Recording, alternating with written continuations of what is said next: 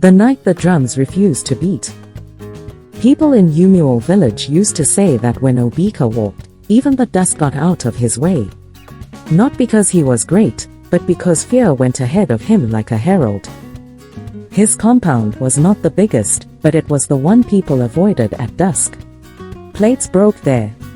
Voices cracked like whips. Silences felt like suffocation. Inside lived Chika, his wife of 10 years. She had once been laughter and bright eyes. Obika's house turned her into someone who moved as if balancing an invisible calabash of his anger on her head, measured, anxious, never relaxed. At first, the village excused what they heard. A man must show he is head, they said. But then came the louder slaps, the choked cries, the thuds followed by terrible quiet. Women whispered, "This is not correction. This is cruelty." Men shook their heads, but when Obika appeared, their courage retreated behind their teeth. Chika became a ghost in her own body long before she left the world. The night of silence. It happened during New Yam festival. The moon was full, talking drums bounced joyfully, and the village feasted. Then, suddenly, the drums stopped. One, then another, until every drum in Umual fell silent. From Obika's compound came a heavy thud, a woman's cry that ended too quickly, then nothing. The elders looked at one another. Even the bold youths hesitated, but the oldest elder said, "If we die as men who did not pretend we heard nothing." They walked together to Obika's gate. The gate swung open. Obika stood there, clothes rumpled, jaw tight, eyes hollow. "Where is Chika?" the eldest elder asked. "She has gone where stubborn women go," he said coldly. Inside, they found her body still and quiet, as if she had finally found a world without shouting. They buried her under a mango tree.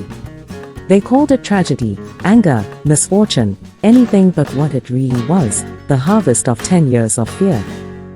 After that, the drums refused to play again that festival. People said even the drums would not celebrate under such a sky. A new wife. For a time, Obika lived alone in a house that echoed with his own footsteps. He cooked badly, wore dirty clothes, and had nobody to command. Bitterness hardened inside him. One dawn, he wrapped his cloth, slung a bag over his shoulder, and left Umual, walking until he reached Muni village, a place of open laughter and easy drums. There he told the elders, "I am Obika of Umual. I seek a wife, a woman who will honor and respect me. I am strong and can provide." They listened, uneasy at the sharpness beneath his humility, but led him to a compound where a woman was pounding cassava. Her name was Nenna. She moved with controlled strength. When she looked up, her eyes were calm and clear. "What kind of husband are you?" she asked. "I am a man of order," he replied. "I do not allow nonsense in my home." Nenna studied him a long moment, then said, "I will marry him." Her mother gasped, the elders stared. But Nenna had already heard of Umual, of Chika, and of the night the drums went silent. A friend who once lived there had told her in a shaking voice, "He killed her slowly, with fear." When Nenna heard, she had not cried. A cold resolve had settled inside her. "If he ever comes here," she'd said, "I will know what to do." Now he had come. After the bride price was paid, Nenna's mother pulled her aside. "Bravery does not stop a fist," she whispered.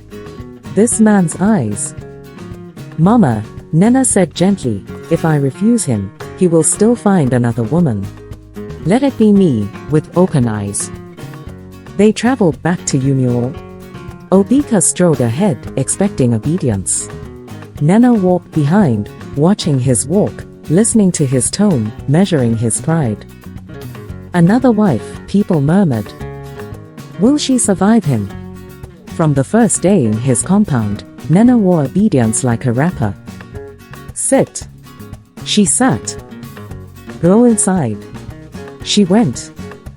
Do not speak when men talk. Her lips closed.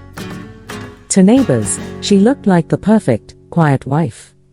Inside, her mind mapped the house, the village, and Obika's weaknesses. One night she said calmly, "Husband, I know about Chika." He stiffened. "Who told you?" "Your village talks," she said. "The wind does not keep secrets." He waited for tears, begging, panic. She simply rolled over and said, "Good night. You will need your strength." For the first time in years, Obika lay awake, unsettled. Nenna's resistance began so small he almost missed it. "Sweep the compound," he ordered. She swept half, then knelt to arrange stones around a flower. "Is this obedience?" He barked. "I wanted your home to look beautiful," she replied gently. His anger stumbled. She asked him questions that lodged in his mind like thorns. Does beating someone prove you're strong or scared? When a drum is beaten too hard, does it sound better? Or break? He told her to stop talking that way. She only smiled faintly. Outside, she became a friend to the women. They spoke of Chika, of regret, of the years they stayed silent. "We failed her," one woman said. "What if you get another chance?" Nenna asked. "Will you stand still? Or stand up?" They didn't know, but something shifted in their eyes. One evening, Nenna went to Chika's grave with palm wine and cola. Kneeling, she whispered, "I am not here to pity you. I am here to finish what fear did not let you finish. Rest. Your battle is mine now." A lone drumbeat sounded in the distance, then fell quiet again. One bright morning, Nenna said, "Husband, come with me to the village square." "The square is for idle talk," he grumbled. "Today, it is for truth." They walked past the market. People paused, watching.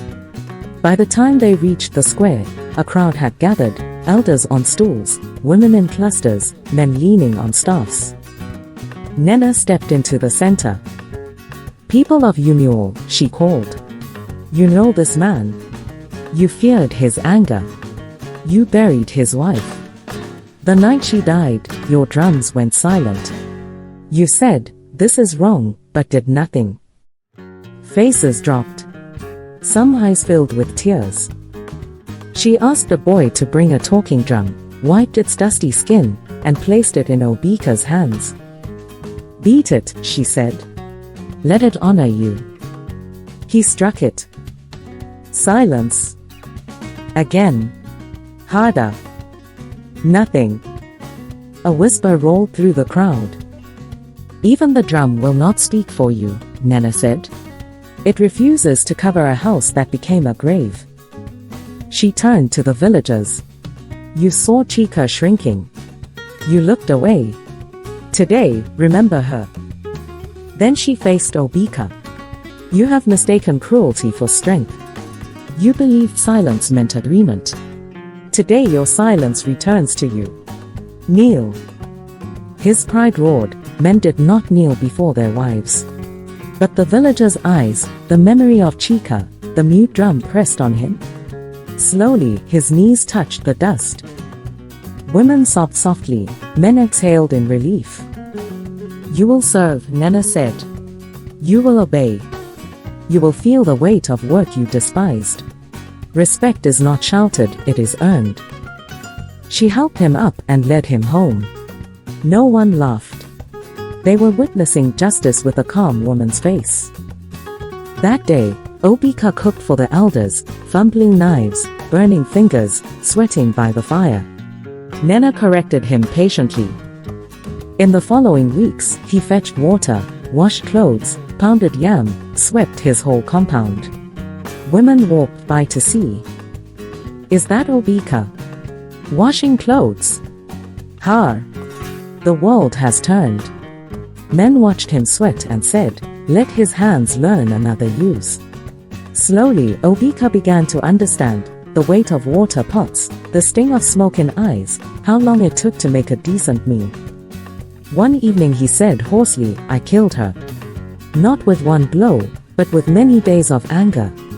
"Let your tears water the ground where your pride grew," Nenna answered. He wept. When the drums spoke again. At the next village gathering, the drummers were called. Everyone held their breath as the first stick struck a drum. A clear, strong rhythm burst out. "The drums are back," someone shouted. Nenna stood at the edge of the crowd. Obika stood slightly behind her, no longer claiming the center. Women began speaking more boldly. Men checked their tempers. When someone shouted at his wife in the market, another murmured, "Careful. We remember the day the drums refused to beat." Obika tended Chika's grave openly now, clearing weeds and pouring libations. "I cannot change what I did," he told the earth, "but I can change what I do now." Nenna sometimes watched from a distance, saying nothing. One evening, Obika stood by the river bank with Nenna. "I dream of her," he said. "She isn't crying. She just watches me." "The dead do not need our punishment," Nenna replied. "The living must learn." "I cannot undo who I was," he said.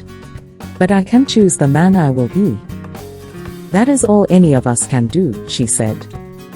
Somewhere in the distance, a drum began to play, soft, steady, and sure. Like a heart that had finally learned to beat without hurting the body it lived in. Thanks for watching. Don't forget to like, share, and subscribe. Hit the notification bell so you never miss another thrilling story.